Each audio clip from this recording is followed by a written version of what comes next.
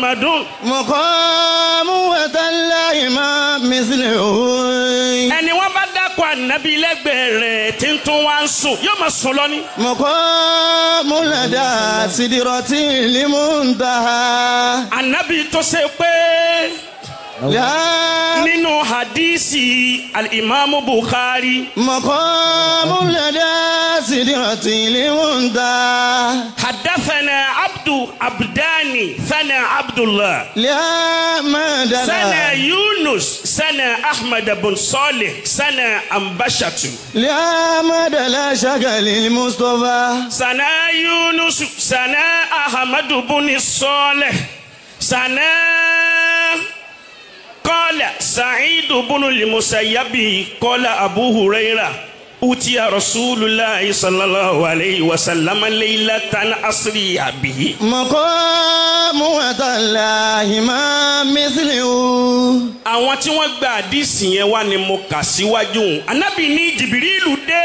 مقام لدى سدرة المنتهى. أوتي رسول الله صلى الله عليه وسلم ليلة أسري به بإلياء بقدحين من خمر ولبن. لا مدى لا شغل المصطفى. Ànábì wa Muhammad. مقام الله. Ànábì ní Jìbìrìlù wọ́n dé wá bá wọn pẹ̀lú abọ́ méjì. Abọ́ àkọ́kọ́ ọtí ní ńbẹ̀ńbẹ̀.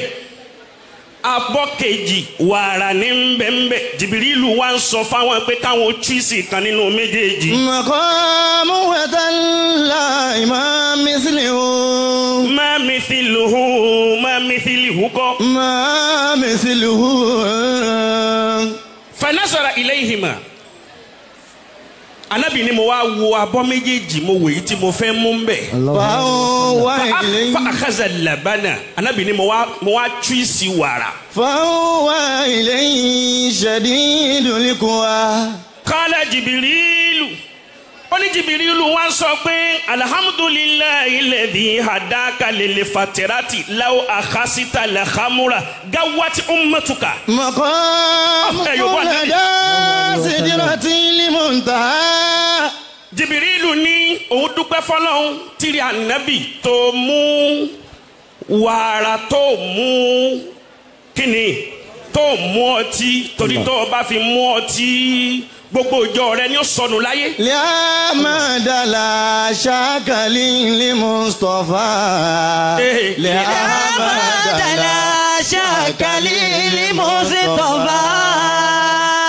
Bí Jìbìrìlù ti sọ bẹ́ẹ̀ fún ànábì tán fúnra Ọlọ́run Azza wa Jalla ọba ńlá ọba tí ó sírù rẹ̀ ọba bẹbẹ kú bẹ ọba tí ó máa bẹ kí gbogbo bíbẹ kó tó máa bẹ ọba tí ó tún máa bẹ nígbà tí ó bá sí bíbẹ kankan mọ́. láńlọ́ọ̀dù tó ju láńlọ́ọ̀dù lọ. láńlọ́ọ̀dù rọ̀ǹtiẹ̀ láńlọ́ọ̀dù rọ̀ǹtiẹ̀ láńlẹ́ẹ̀dì rọ̀ni titiẹ̀ ó kàn fẹsẹ̀ halẹ̀ lásán ni ọmọ wa gbé oríṣiríṣi ìdájọ́ wá fáwọn tẹ́nàntì rẹ̀ ẹ má tan jẹnẹrétọ̀ o ẹ má aago báyìí ni ẹ má wọlé ẹni ó bá pẹ́ kó tó wọlé nínú yín á tilẹ̀kùn mọ́ yóò sùn ta Ọlọ́run a máa wá wò láńlọ́ọ̀dù tó ju láńlọ́ọ̀dù tiẹ̀ lọ Ọlọ́run orí láńlọ́ọ̀dù rọ́ àyà. njọ́tọ̀ ọba wa kú wọ́n wá sìn ọ́ síta. tayyibal asma ya man wallahu. láńlọ́ọ̀dù tó ń pera rẹ̀ àwọn tẹ́nàntì ó padà máa wá béèrè àwọn èèyàn tí ò tí ì wọlé lẹ́yìn ìgbà tí wọ́n ti rì ọ́ bọlẹ̀ nínú tapẹ́ta lókù tí ò tí ì wọlé. àyà tayyibal asma ya man wallahu. wa ma la yusamma dhalika ismu illahu. tó o bá máa pé ọba náà ló sẹ́mi pẹ̀lú rẹ̀ kù ní Nàìjíríà lónìí tí ó sì tún máa sẹ́wà kù láéláé sọ pé Allahu Akbar. àyà sanà ọ̀sọ́bì yà sanà. ọba náà ló wá ránṣẹ́ pé ànábì. maqamu lada sidratil muntaha. ọba náà ránṣẹ́ kò sí Ọlọ́run. ó ní rẹ̀ Jìbìrìlù wá lọ bá invite anabi fún mi. li ahmad la shaka lil mustafa. maqamu wa talahi ma mithluhu fa ilayhi shadidul quwa. nígbà Jibirilu dọ́dún sí Ọlọ́run anabi wa Muhammadu. maqamu wa talahi ma mithluhu. wọ́n wá fẹ́ bẹ̀rẹ̀ ìrìn àjò láti máa lọ ọ̀dọ̀ ọba mi ọba rẹ ọba tí ń bẹ kí gbogbo bíbẹ́ o tó máa bẹ. ńgbà wọ́n bẹ̀rẹ̀ ìrìn àjò náà wọ́n dé sánmà wọ́n fẹ́ wọnú sánmà àkọ́kọ́. àwọn tí ń bẹ nínú sánmà àkọ́kọ́ ń béèrè lọ́wọ́ Jibirilu pé man anta. maqamu wa talahi ma mithluhu. ma mithluhu. ma mithluhu. maqamu wa talahi ma mithluhu fa huwa ilayhi shadidul quwa. maqamu wa talahi ma mithluhu. fa huwa ilayhi shadidul quwa. wọ́n dé sánmà àkọ́kọ́ kí wọ́n wọnú sánmà wọ́n wá ń béèrè lọ́wọ́ Jibirilu pé man anta ta ni wọ́ tó fẹ́ wọnú sánmà. fa huwa ilayhi shadidul quwa. Jibirilu sọ fún wọn ń dá wọn lóhùn pé ana Jibirilu èmi ni Jibirilu. fa huwa ilayhi shadidul quwa. wọ́n tún béèrè lọ́wọ́ Jibirilu pé wa man ma'aka ta ni ń bẹ pẹ̀lú rẹ Jibirilu. Jibirilu ni Muhammadu. fa huwa ilayhi shadidul quwa. wọ́n wá ń sọ fún Jibirilu wípé ṣé wọ́n ti ránṣẹ́ sànàbì ni. fa huwa ilayhi shadidul quwa. ṣé wọ́n ti ní kó máa bọ̀ ni. Jibirilu ń fún wọn lésì wípé wọ́n ti ránṣẹ́ sí wọn kán máa bọ̀ wá Ọlọ́run ló ní kí n máa mú wọn bọ̀ wá sọ́dọ̀ o. fa huwa ilayhi shadidul quwa. Anabi Muhammad wọ́n nígbà táwọn ìgbà tí wọ́n ṣí sílẹ̀kùn sánmà àkọ́kọ́ fáwọn nígbà táwọn ó wọnú sánmà mẹ́ni tí wọ́n bá ń bẹ̀ àṣà anabi Ádámù ni. fa huwa ilayhi shadidul quwa. Anabi ní nígbà tí Ádámù rí àwọn fárọ̀ hábàbí wọ́n wẹ́lkọ̀bù àwọn. maqamu lada sidratil muntaha. bá anabi ti lọ Ádámù wọ́n ṣàdúrà fún wọn bá anabi ti rìn láti sánmà kínní sánmà kejì anabi bá anabi Isa alayhi salatu wassalam. àtànabi Zakariya anabi bá ní sánmà kejì sánmà kẹta anabi bá tani anabi bá anabi Yusufu ní sánmà kẹta ní sánmà kẹrin anabi bá anabi Idrisu ní sánmà kẹrin ní sánmà karùn anabi bá anabi Haruna ní sánmà karùn ó di sánmà kẹfà anabi bá anabi Musa ní sánmà kẹfà wọ́n di sánmà keje anabi bá anabi Ibrahimu wọ́n di sánmà keje Jibirilu ní ibi tí ipa àwọn ọmọ ni òun ò lè tẹ̀lé ọmọ. maqamu lada sidratil muntaha. ó wá kù Sidratul Muntaha. Sidratul Muntaha yìí ibi tọ́lọ́ ń parí gbogbo nǹkan sínú ni Jibirilu ní bóun bá kọjá ibi tó ń wá yìí òun ó sì dẹ́rù. li amadala shakalil mustafa. Jibirilu ní ibi tó ń mọ̀ náà lòun ó dúró yìí Sidratul Muntaha ntí ń yẹ Sidratul Muntaha òun ni bí Ọlọ́run parí kádàrá ń kálukú sí ẹni tí ó lówó láyé ibẹ̀ ni ẹni tí ó ní padà ní mọ́ ibẹ̀ lọ́lọ́run parí ẹ̀ sí ẹni tí ó fàárọ̀ sunkún tá a padà wá dùnnú nínú lọ́sàn-án lálẹ́ ibẹ̀ ni àsìkò tó ń kálukú òkú ibẹ̀ ni anabi kankan ò ní access débẹ̀ tó ju àná Muhammad lọ. maqamu wa talahi ma mithluhu. fa huwa ilayhi shadidul quwa. Kalamallahu Musa ala bá nabi Musa tí n bá ń ṣe fàárí ipò farabalẹ̀. yakumullah. bá nabi Musa bá ń ṣe fàárí kó ń bọ́ lọ́wọ́ ọba sọ̀rọ̀.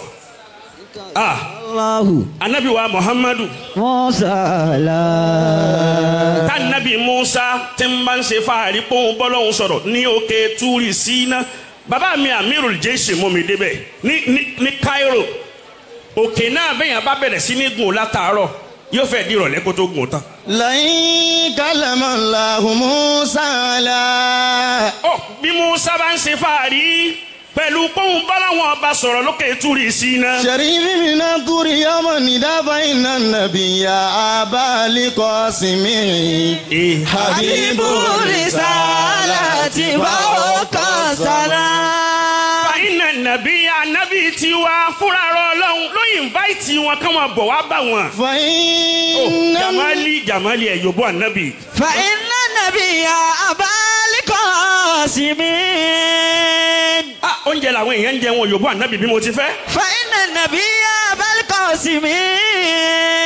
fúnra rọ ọlọ́run ló invite ó ń ṣe ọlọ́run péré ànábì máa bọ̀ wá mo fẹ́ bá ọ ní gbólóhùn. حبيب الرسالة فوق السماء. حبيب الرسالة فوق السماء. وإن كان موسى سقى قومه وإن كان موسى سقى قومه عيونا من الماء ضارب العصا ففي كاف أحمد قد فجرت عيونا من الماء يوم الظما. bá nàbì Musa bá ní ọ̀pá tí fi lulẹ̀ tómi ó fi jáde tí ń bá ń ṣe fáàrí pẹ̀lú ẹ̀ nígbà tá ànábì ń bẹ lójú ogun tó gbẹ̀ngbẹ àwọn sàábé ọwọ́ ànábì lomi ti ń yọ. ففي كاف أحمد قد فجرت òyòbó ànábì. عيونا من bẹ́ẹ̀ yàn bá yòbó ànábì ju ẹni tí ń bẹ lẹ́gbẹ̀ẹ́ rẹ̀ lónìí ebi ayé ò ní pa mọ́. عيونا من الماء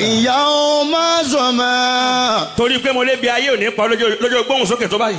فإن النبي أبا القاسم حبيب الرسالة فوق فإن كانت النار يوم الخليل. وإن كانت النار يوم الخليل. níjọ́ tí wọ́n ju ànábì Ibrahim síná tọ́lọ́run sọ pé kúlíyà náà rúkú ní baridan wa salaman ala Ibrahim ìrẹ́nà má tutù jù má gbóná jù má jẹ́ wọ́n ju ẹrú èmi ọlọ́run tí í ṣe ànábì Ibrahim tí Ibrahim tí ń bá ń ṣe fàárí lérí ẹ̀. عادت سلام بأمر يتبين النبي وأصحابه لقد آزوا طود على الهراء. ànábì ń bẹ ní òkè ńláńlá kan òkè yìí ní agbára púpọ̀ òkè yìí wá bẹ̀rẹ̀ sí ní mì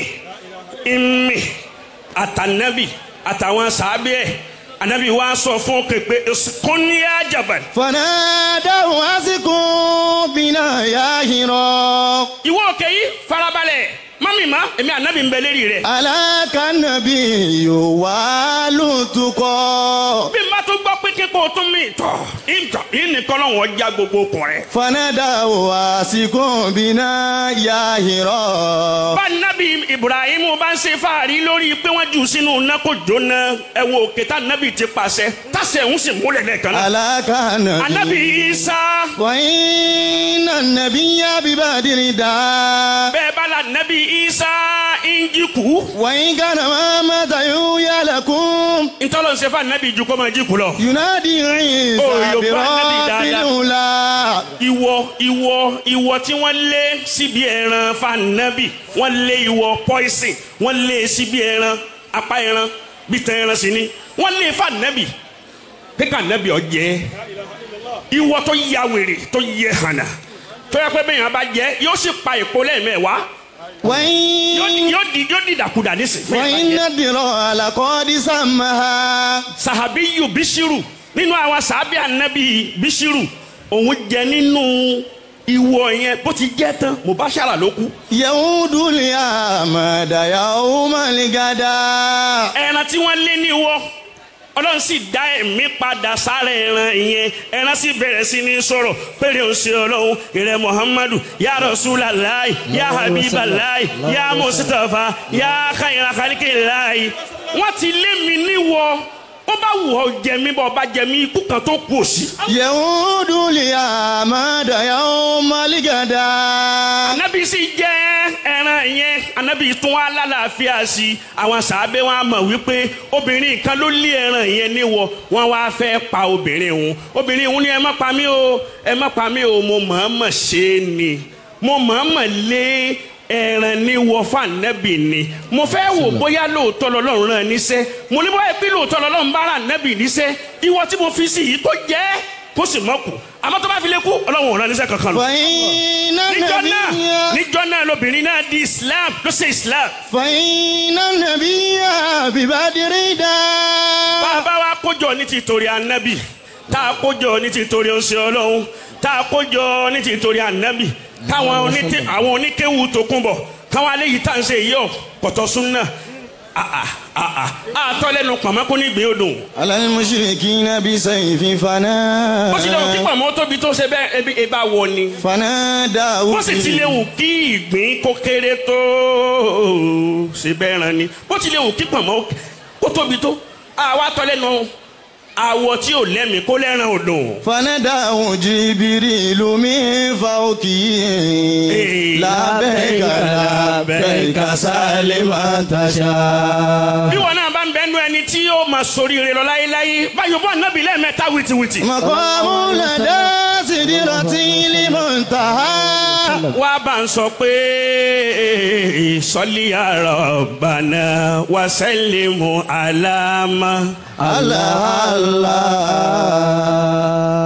Ẹ bá mi sọ́tún dáadáa ni ẹ̀yin tẹ́ fẹ́ lu bàndírì dáadáa ẹ má jẹ́ kí àṣàṣì àwọn ará bí ó mú wa. salli ya rabbana wa sallimu alama. Allah lẹ́nu abá mi wí wá sí ti tán. salli ya rabbana wa sallimu alama. Bàbá mi Akínbọ̀dé wọ́n ń sọ fún wa díẹ̀díẹ̀ lẹ́ẹ̀kan wípá wa tá à ń péjọ lọ́dọọdún látún péjọ lọ́dún yìí àìmọye òjòrò tilẹ̀ ti mú àìmọye èèyàn ti kú láyé àìmọye èèyàn bẹ̀ lérí ìrọ́jú jẹ ìrọ́jú mu àwọn kan bẹ nú àgbákò lọ́wọ́lọ́wọ́ báyìí ọba tó wá dá ọ sí tó tún ní kó o tún rún máa kádùn ànábì lónìí ànábì náà ni mo fẹ́ kó o máa mi sọ́tún máa mi sósì. huwa lil khaliqi rahmatun wa shifahu. Allah salli ya rabbana wa sallim ala ma.